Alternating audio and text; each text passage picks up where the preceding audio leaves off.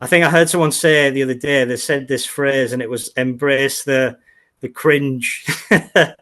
Dancing on doing your own dances to your song, stuff Yeah, nobody wants to see that. like Yeah, I would throw up at the idea of doing something like that. I'm not in it for the fame. Don't care about the Facebook likes or some material gain. No matter where you come from, I'm always the same.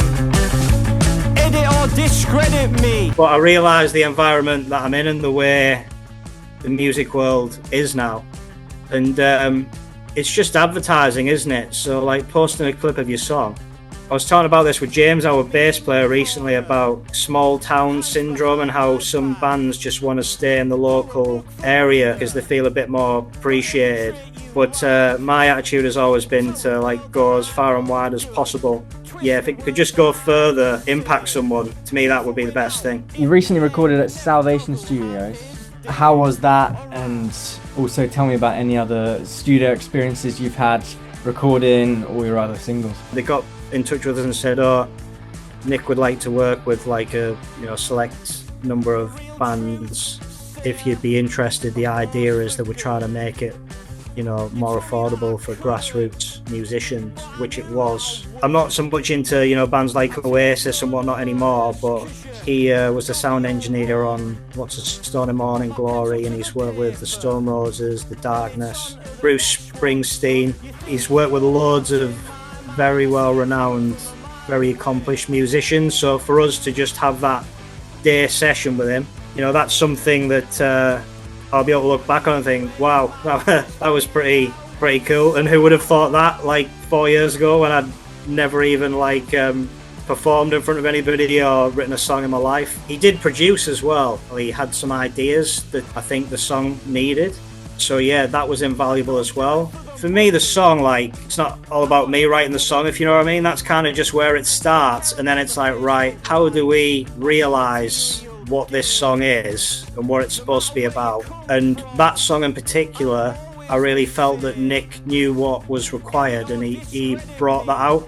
And I remember a part where we were recording vocals. A lot of the songs are quite full on, in terms of the vocal delivery. And it's like sometimes you need to come up for air kind of thing. And I was kind of skimming over the first words in the chorus and he was like, that was awesome. I think it was like one take. But he was like, what I think you should do is just make sure you pronounce those first words properly. And I really appreciated that because it shows that he cared. He wasn't just there be on autopilot. He cared how the song turned out. So yeah, I really appreciated that. We also worked with Jake Stainer, who was on the desk. I thought he did a good job as well. Yeah. For putting his input in and everything like that. It was really quick. Yeah, we shouldn't forget Jake either. He was on point the whole way. He knew exactly what to do, what was required and where the song was going. It just seemed like water off a duck's back to him kind of thing. Well, he made it look so easy. The whole thing was seamless. And that's the thing as well, sometimes you don't know how things are going to go. I'm always quietly confident that it's going to turn out all right and the way you want it to, but when you're going into a situation like that, you don't truly know until you do it kind of thing. Yeah, they were great. There's a good chance that we'll end up working together again. I think what it's taught me is that actually I should believe in my guitar playing a bit more. I'm not Jimi Hendrix, but having done that, having gone through that experience now, I feel better equipped that I can do it in the future. As it goes, we've got the mix back. It just needs tweaking. But the more I've listened to it, the more it's really grown on me. And I'm really pleased with it. At first, when I listened to it, I said to the lads in the band, I was like, this is not good. I shouldn't have played guitar on it and all this, but I've completely changed my mind.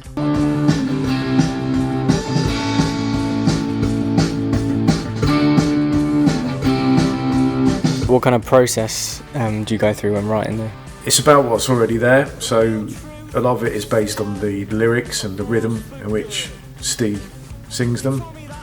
The guitar parts, the rhythm of that, play sympathetically to the song, but also make it sort of a bit interesting. And I also quite like something with a driving rhythm that gets people moving or dancing, and just kind of make it feel good. So what's your core philosophy with Mind Over Matter then? What is the meaning behind this song, and why did you write it? When I wrote this song, I was actually up in Whitby, the North Yorkshire coast, with family who I hadn't seen for a while, and we were actually staying on a little old boat, and I was on the pontoon on the harbour, and I just started getting this song idea. I had my acoustic guitar with me. The premise of it turned out to be essentially about like overcoming your fears and not allowing fear or anxiety in life to hold you back to the extent where you don't do things that you really want to do. So that's how it came about, and I've dealt with my own, you know, fears and anxieties in life as well, you know, just as many people will have. And it's very much about believing in yourself and taking control of your mind, just going after the things that you really want to do and not overthinking it. I spent a lot of time in the past overthinking to the extent that it was debilitating. It's kind of for anyone who, I'm not saying I'm the master of my own mind, because I don't know that anyone truly ever masters their own mind, but it's a song for anyone that has struggled to overcome those kinds of mental battles. And I'd like people to listen to it and think, I can do that thing, you know, I should go for it. I shouldn't just wait back. I should absolutely do what I really want to do. Best thing about Televised Mind is, like, we've got an EP coming out next Friday. For the last year and a bit I've been in this band, we've just been like dripping out singles here and there, and nearly each single has been with a different producer, so I've pretty much had like such a wide range of people to work with. So for this, worked with Billy Lunn from the Subways in his studio near Stevenage, and then for that recorded with Tate Nichols, who's an up-and-coming producer in his farm in Preston. So yeah, all the producers are they're all way different in their styles, but they're all absolutely brilliant at what they do. They've all got their own little thing. So yeah, it's just really good, like experimenting with like different styles and stuff like that. Got into a band where I'm playing like brilliant studios such as Salvation, you know, everything's finally starting to come around now. So there's a line in it where it says, take a walk on the wild side. If you take a walk with me on the wild side. And the reason why that came into it was because I was on this boat that my parents were on, they were staying on holiday, and on on the boat there was a picture and it said take a walk on the wild side, and I just thought, I like that and it fits really well. But I didn't even think that it's like a Lou Reed lyric, because I'm not that into Lou Reed. Yeah, people have said to me since, oh, is that Lou Reed? And I was like, well, I didn't mean for it to be. But so yeah, that's the story of Mind Over Matter, how it came about and what it came to be. I think a lot of people in life can surpass what they thought truly imaginable if they just try, if you know what I mean. So that for me is in large part what a lot of my songwriting is about. You know, especially if you're told you can't do these things, you kind of let that creep into your mind. You let that doubt creep into your mind a little bit. Whereas really you should just be not thinking about it and getting on with it, and then you'll show people you can do. And you're a living example of that.